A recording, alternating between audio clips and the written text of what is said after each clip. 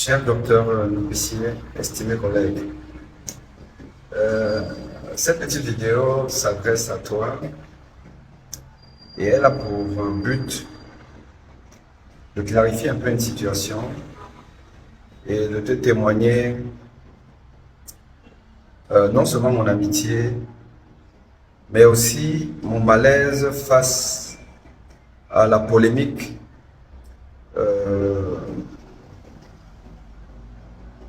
que suscite en fait ton activité d'entrepreneuriat et des récentes accusations ou soupçons, ou je ne sais pas trop comment qualifier ça, sur ta loyauté dans les affaires. Mais en fait, ce qui a le plus attiré mon attention, c'est deux choses. Ce qui a attiré mon attention, c'est l'implication de deux acteurs de la société, je dirais civile camerounaise, un journaliste et un lanceur d'alerte. Leur implication dans cette polémique où tu as été, allez, je dirais, mis au banc des accusés. Nous allons d'abord écouter des extraits de ces deux interventions et après, je reviendrai vers toi pour te dire ce que je pense de tout ça. Vous avez des problèmes avec vos différents partenaires et investisseurs, c'est selon, qui vous ont d'ailleurs traîné à ton appris au secrétariat d'État à la Défense. Alors c'était quoi l'objet de la plainte qui aurait été déposée contre vous au secrétariat d'État à la Défense et une plainte à laquelle vous avez, semble-t-il, déféré? Alors monsieur Jean-Bruno, oui.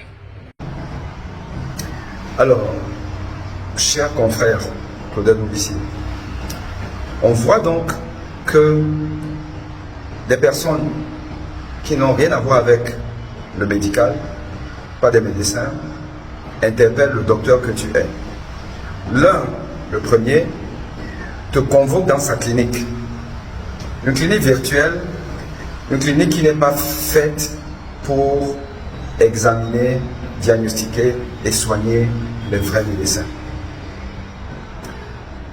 Pourquoi je dis ça? Je dis ça parce que, en fait, la médecine, c'est un métier noble. C'est un métier que tout le monde envierait. C'est un métier, à une époque, quand moi j'étais gamin, le médecin était considéré comme un demi-dieu. Celui qui nous donnait la santé, rétablissait notre santé, soignait les âmes en détresse. Quand on voyait un médecin, quand vous arrivez au cabinet d'un médecin, à peine d'avoir vu, la maladie était guérie à peut-être 50%. Quand il vous touchait, vous aviez déjà 70 à 80% de guérison. Le reste, c'était les médicaments. Ce qu'on appelle aujourd'hui l'effet placebo. L'effet placebo se manifestait par la présence de la blouse blanche du médecin. C'est un homme respecté. Aujourd'hui, la médecine est convoquée dans une clinique virtuelle d'un lanceur d'alerte qui fait son boulot. Mais une clinique qui a été conçue, je pense, pour les détourneurs des fonds publics. Les hommes politiques véreux, sans vergogne. Et pour les acteurs de la société civile qui ne remplissent pas leur rôle. Je crois savoir que cette fameuse clinique était faite pour ça, mais pas pour examiner un médecin. Parce que quoi qu'on dise, docteur Noupessier, tu es médecin. Tu es d'abord médecin avant d'être un entrepreneur. Et la deuxième personne, qui est un brillant journaliste, qui a pour mission, pour fonction d'interviewer les gens, dont les médecins. Mais quand on interviewe un médecin, c'est pour lui parler de la médecine, pour qu'il explique comment est-ce qu'on soigne les malades, comment est-ce qu'on prolonge la vie des humains. C'est ça, la consistance de l'interview d'un médecin par un journaliste. Pas pour poser des questions de savoir si le médecin est un escroc. Donc, ce que je veux te dire, cher collègue, pense à ta profession, à ta corporation, au monde médical auquel tu appartiens et que tu appartiens dans la vie. même si tu cesses d'exercer, tu n'enlèves pas ton titre de docteur devant, puisque d'ailleurs on t'appelle docteur et que dans tes pages tu mets docteur. Je voudrais que nous respections cette profession qui est une profession de... je crois en toi et je pense que tu sais combien je respecte ce que tu fais. Le fait d'être multitâche, parce que nous sommes tous multitâches, je l'ai déjà dit. Mais il faudrait que, même dans l'autre vie que nous avons, que nous n'oublions jamais que nous sommes médecins. Et donc, chaque chose, chaque acte que nous allons poser, posons-le comme si c'est un médecin qui pose cet acte-là. Parce qu'en réalité, c'est un médecin.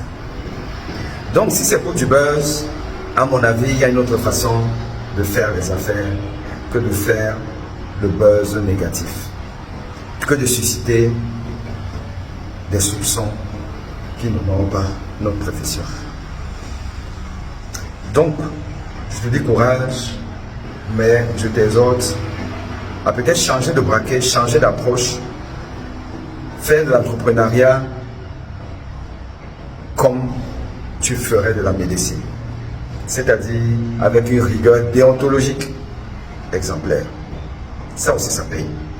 Et je pense même que ça paye plus que d'avoir une partie de la clientèle qui ne viendrait pas vers toi pour soupçon de malveillance.